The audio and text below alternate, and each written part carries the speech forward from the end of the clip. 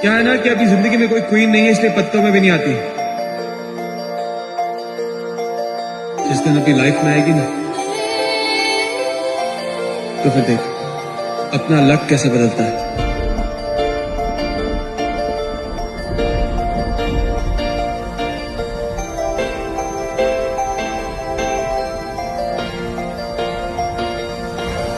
अरे जेब खाली हो तभी तो सपने देखने चाहिए, तभी तो जेब भर जाने के बाद उन सपनों को सच किया जा सकता है मेरे भाई।